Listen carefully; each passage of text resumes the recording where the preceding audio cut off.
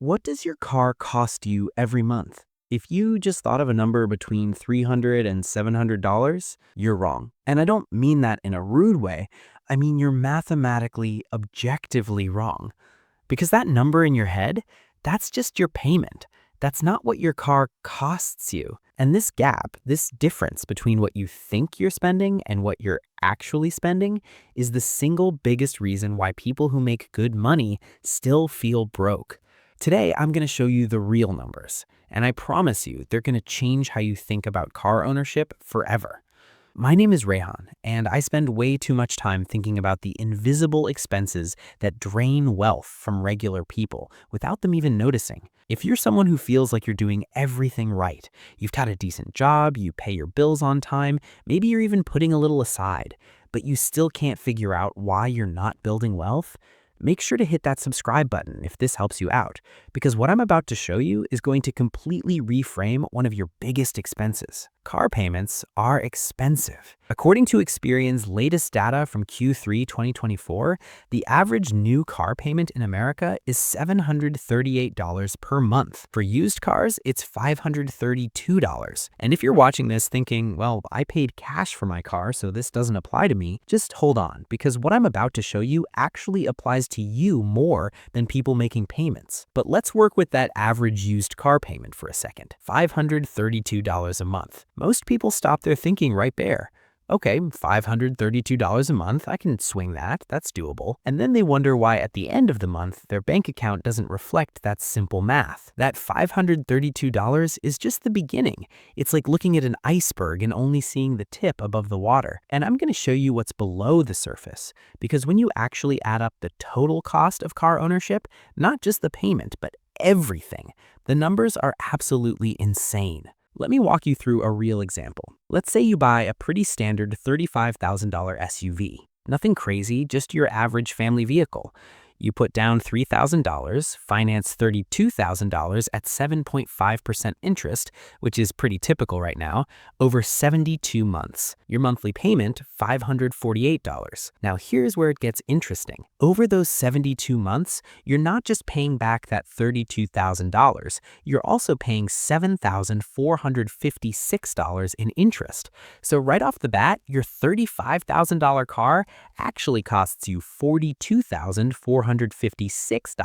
But we're just scratching the surface. AAA does this study every year called Your Driving Costs, and most people have never even heard of it. In their 2024 report, they calculated that the average annual cost to own and operate a vehicle is $12,229 per year. Per year. Now that includes depreciation and financing costs, so we're not going to double count. But let's break down what your car costs you beyond that $548 monthly payment. Fuel, AAA estimates about $2,483 per year. That's assuming 15,000 miles annually at current gas prices.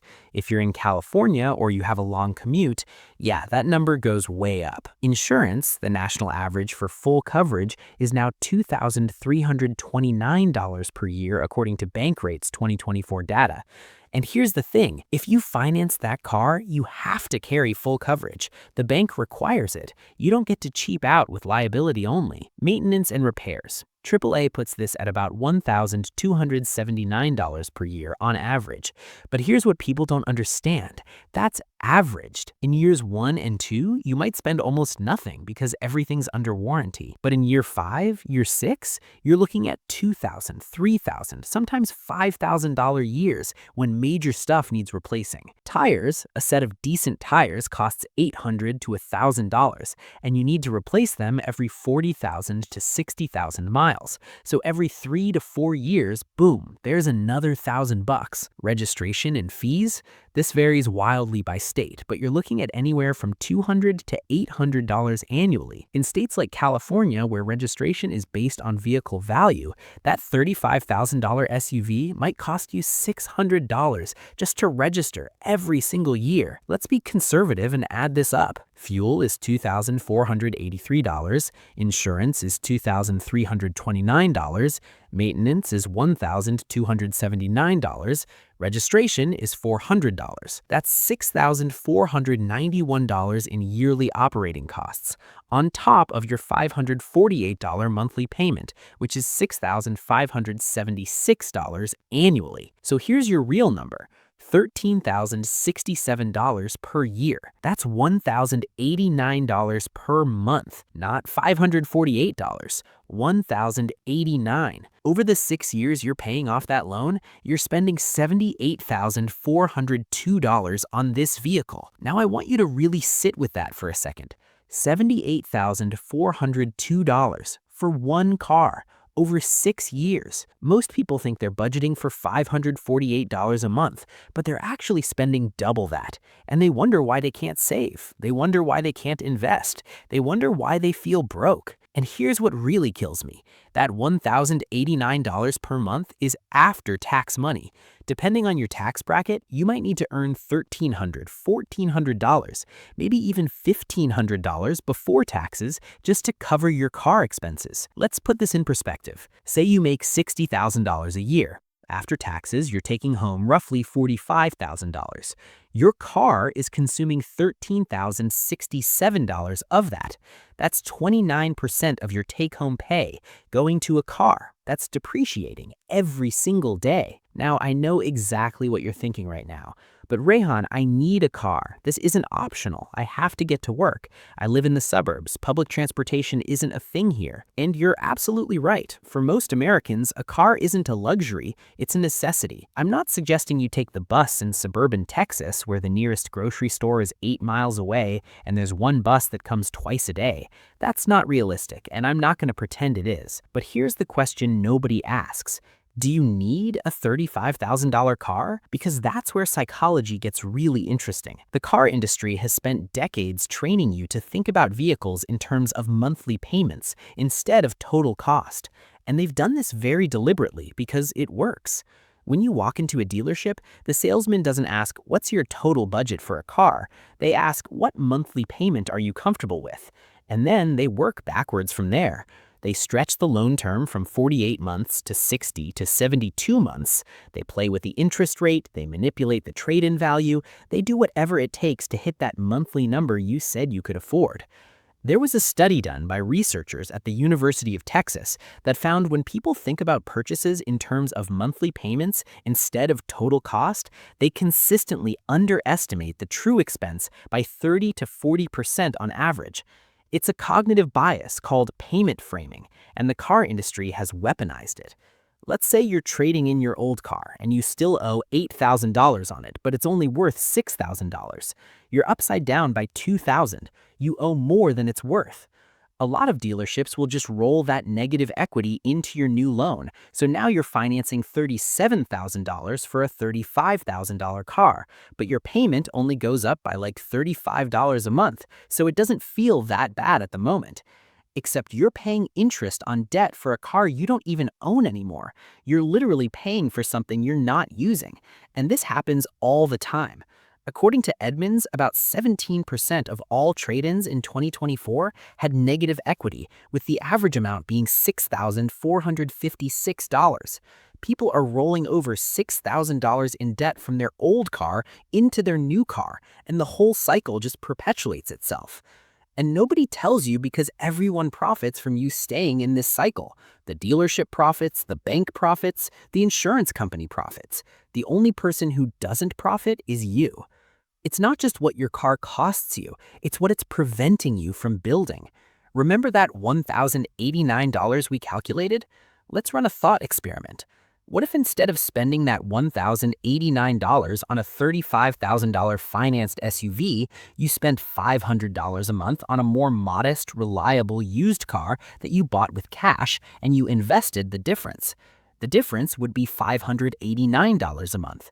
Let's say you invested that in a simple S&P 500 index fund, averaging 8% annually, which is actually conservative for long-term stock market returns. After 6 years, you'd have $55,203. After 10 years, you'd have $108,966. After 20 years, you'd have $346,266. After 30 years, you'd have $850,000.73. Read that last number again, $850,000. That's more than $500,000. That single decision about car spending, made when you're 30 years old, could literally be the difference between retiring comfortably at 60 or working until you're 70. And most people never think about it this way because they're trapped in payment thinking. It's only $548 a month. Yeah, it's only $548 a month, plus another $541 in operating costs for a depreciating asset that's preventing you from building nearly $1 million in wealth over your lifetime. Now, I can feel some of you getting defensive, and I get it, I really do, because our cars are personal. They're tied to our identity, our status, our sense of success. We tell ourselves stories. I need something reliable for my family. I work hard. I deserve something nice. I'm not driving around in some old beater. And look, all of those feelings are valid. But here's what's also true. There are 10-year-old Honda Accords and Toyota Camrys that are reliable, safe, and nice. They just don't have the new car smell and the latest infotainment system. The average car on the road in America right now is 12.5 years old, according to S&P Global Mobility. 12 and a half years, and they're still running because modern cars, when properly maintained, can easily last 200,000 to 300,000 miles. But we've been conditioned to think that a 5-year-old car with 60,000 miles is old or unreliable. That's not reality. That's marketing. My mechanic told me something once that stuck with me. He said, "Rehan, I see two types of customers. The ones who buy new cars every few years and spend $800 a month on payments, and the ones who buy reliable used cars, spend $200 a month on maintenance, and retire early." And that's not an exaggeration. The math literally works out that way. Because I'm not telling you to drive a 20-year-old Corolla with mismatched panels and a check engine light. I'm talking about something different. Here's the strategy. Buy a 3 to 5-year-old certified pre-owned vehicle from a reliable brand. We're talking Honda, Toyota, Mazda, Subaru, even a Lexus or Acura if you want something nicer. These cars have already taken their biggest depreciation hit. A new car loses about 20% of its value the moment you drive it off the lot, and another 15 to 25% in the first year alone. But that 3 to 5-year-old car, most of that depreciation already happened to somebody else. Plus, they're still under some warranty coverage, they've got modern safety features, and they've got another 10 to 15 years of life left in them easily. Let's say you find a 2021 Honda CR-V with 40,000 miles for $24,000. You save up and pay cash, or you finance half and pay it off aggressively over 2 to 3 years instead of 6. Your insurance is cheaper because the car's not worth as much, your registration is cheaper for the same reason, your maintenance costs are a bit higher than a brand new car but not by much, and you're not eating that massive depreciation hit. And here's the key. You keep that car for 10 to 12 years. You maintain it properly. You budget $150 to $200 a month for maintenance and repairs, knowing some months you'll spend nothing and some months you'll spend $1,500, but it averages out. Over the lifetime of ownership, you'll spend maybe $35,000 to $40,000 total when you factor in everything. Compare that to the $78,000 plus for the new car scenario, or worse, compare it to the person who's buying a new car every 5 to 6 years and spending $150,000 plus on vehicles over that same time frame. But here's what this is really about. This isn't actually about cars. It's about understanding that every single financial decision you make is either moving you toward financial freedom or away from it. That car payment, it's not just a car payment. It's your retirement. It's your kid's college fund. It's your emergency savings. It's your ability to quit a job you hate and take a lower paying one you'd actually enjoy. It's your leverage to negotiate at work because you're not desperate for every single paycheck. There's this concept in finance called opportunity cost. Most people understand it intellectually, but they don't feel it emotionally. They don't feel the weight of what they're giving up when they sign that 72-month loan agreement at 7.5% interest. According to the Federal Reserve, the median retirement savings for families where the head of household is 55 to 64 is $185,000. That's not nearly enough to retire on. You'd burn through that in like 5 or 6 years. And yet the average household is spending over $10,000 per year on vehicle expenses. That's more than most people contribute to their 401k. It's more than most people have in emergency savings. The priorities are completely backwards. First, calculate your actual cost of car ownership, not just your payment. Pull up your bank statements, your credit card statements, everything. Add up insurance, gas, maintenance, registration, tolls, parking, all of it. Get the real monthly number. You might be shocked. Second, if you're currently in a car loan, look at your paperwork and find out how much you'll pay in total over the life of that loan, not just the principal, the total including all interest. Then ask yourself, is there any way I can pay this off faster? Even an extra $100 a month can save you thousands in interest and free you up months or years earlier. Third, commit right now that the next time you're shopping for a vehicle, you're going to think completely differently. You're not going to ask, what's the monthly payment? You're going to ask, what's the total cost of ownership over the life of this vehicle, and what else could I do with that money? Fourth, start a car fund today. Even if you just paid off your car or you're planning to keep your current one for years, start putting $200 to $300 into a high-yield savings account earmarked for your next vehicle.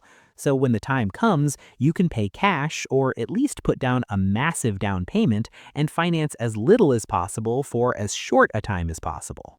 Look, I know this video might have been uncomfortable for some of you.